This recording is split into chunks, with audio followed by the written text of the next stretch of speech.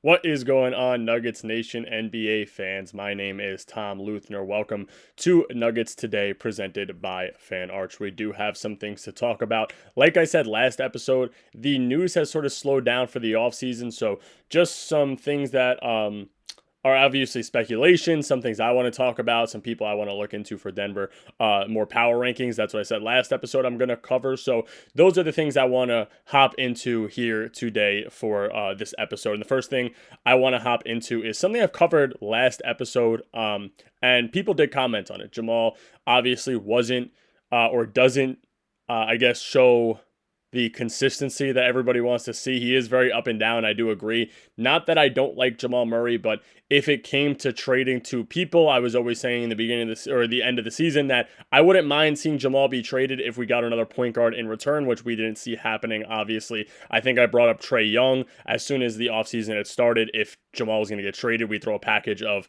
Jamal, a couple, maybe a younger guy for Trae Young. But now I don't mind it. With the roster that we have now, I'm not minding it as much. But pictures of Jamal Murray have surfaced this offseason, and he probably looks like he's in maybe the best shape that I've seen him in personally as a Nuggets fan of his career. He looks good. He's slim. It looks like he's a little slimmed down. I know people were making jokes about him being chubby the entire end of the season, but it does look like he's slimmed down a little bit. And this is something I've covered, that John Wallace has or is known to be the guy that helped Jamal really create this beast over the bubble year when he went off and helped Denver really dominate. And he had his 50-point games. Him and Spida were going at it, especially in that first round. So maybe John Wallace is a main factor in Jamal being or maybe working towards the player that he should really be. And maybe that means that he's going to be in better shape. And not to say that he was out of shape. Obviously, he dealt with his illness in the end of the Thunder series, which sort of hurt Denver more than helped them, obviously, especially with the other injuries that Denver was dealing with. But maybe Jamal is able to be the kind of player that he really can be, and maybe show a glimpse of being an all-star again. That was the thing I covered, is Jamal going to push for the all-star game? Ryan Blackburn actually just covered it, and the whole thing is his consistency. Now, the one thing I wonder were his inconsistencies coming from him being not in the best shape that he could be, where he was getting tired, especially on back-to-back games or in playoff series when we're being pushed 7 games. That's when that stamina comes into play, especially, again, like I said, Denver was in a position last year where they were playing back-to-back series of 7 games against teams that were legitimate players, and Jamal was going up against 2 of the best point guards in the NBA. So, and Chris Dunn obviously didn't help that when it came to Clipper series. Lou Dort, Isaiah Joe didn't help that. Or Cason Wallace, rather, didn't help that for the Thunder Nuggets series. So maybe Jamal is going to be in better shape, make that push to maybe be a borderline all-star player. If not, maybe he's just going to be a great second option for Jokic. And like I said, there's going to be opportunities now for this depth to really help him and not have 2 defenders on him, 2 defenders on Jokic, and let other guys shoot, especially when MPJ was inconsistent and hurt. And maybe Jamal is able to stay as consistent as Denver needs him to be. Now, talking about how in shape he looks, another guy I want to cover is the potential, and I know that people weren't big on this, but hear me out. The potential of bringing back Monte Morris. Now, he's going to be cheap, obviously. He still is available.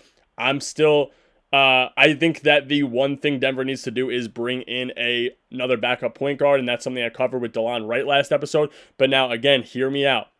Does Denver need to bring Monte to be the guy that he was 4 years ago in? No, not at all. They need a veteran ball handler. This is something I was just talking to Stretch about. I think that the lineup is set up now so that you can run multiple different rotations off the bench, starting 5, etc.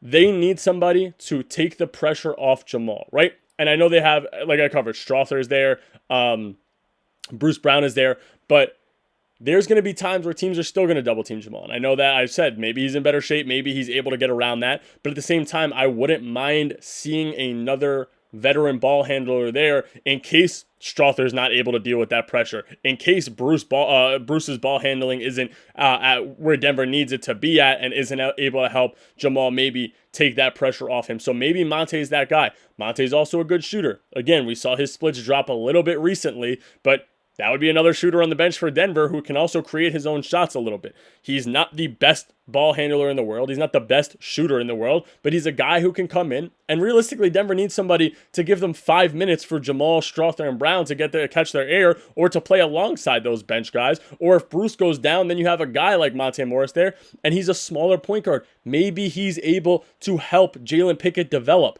It's not all about this guy coming in to make the biggest change in the world for Denver, but more just get a couple minutes off the bench for Jamal Murray where he can actually handle the ball, and we don't have to wait and worry that Denver doesn't have a primary ball handler off the bench. And I think that Denver's missing two things, or one thing rather, and I wouldn't mind seeing them go out and take care of one of the two following things with that last roster spot: an extra wing, which is something I covered last episode and something I'm going to cover later in this episode, or a backup point guard who can come in, get those 5 or 6 minutes, and maybe give Jamal a break. Now, before I get to that last topic, I do want to cover ESPN's power rankings. And now, I said this last episode, these were some of the most accurate, in my opinion, rankings for the top 10. Now, they have in order the Thunder at 1, the Rockets at 2, the Nuggets at 3, the Cavs at 4, Knicks at 5, Wolves at 6, Clippers at 7, Magic at 8, Warriors at 9, Lakers at 10. Warriors I would not put at 9. I think that there's teams that are better than them. I do semi-agree with the Thunder, Rockets, Nuggets. Thunder are going to be 1 strictly because they just won the finals. They didn't get rid of anybody. They didn't add anybody in, or they got rid of Jones, who didn't even play for them. I think that's his name. I couldn't even tell you because he didn't touch the court. I don't even know if he's suited up. But I don't necessarily agree with the Thunder being 1. I do think the Rockets are better, and I think that potentially the Nuggets are better. If the Nuggets weren't hurt, we probably see the Nuggets in another finals right now. Do they win it? Who knows? But we see them there 100%. Now, again, I'm not sure what this Wolves hype is. The Wolves are very high on everybody's list, and I understand the Western Conferences, but they didn't have to go through the Clippers and the Warriors to get to that Western Conference Finals. They had to go through those two teams. They didn't have to go through the Clippers and the Thunder. They had to go through the Warriors and the Lakers, who were not that good of teams, even though they were playoff teams. So I'm not too sure about the hype around the Wolves. I think there are teams better than them. Now, the last thing I said I want to cover, Denver potentially bringing in another wing. According to NBA Central on X, there are new odds for Chris Middleton if he gets bought out to be joining another team, and those odds are the Suns at the number 1 spot with plus 300 odds, Pistons at plus 600, Lakers at plus 600, Heat at plus 800, and the Nuggets at plus 900, meaning that Denver may be in on Chris Middleton. I am being so greedy because of how good this offseason was, but like I said, I want one more player, and I want to be as greedy as possible because of all these other teams and how they stacked up their bench.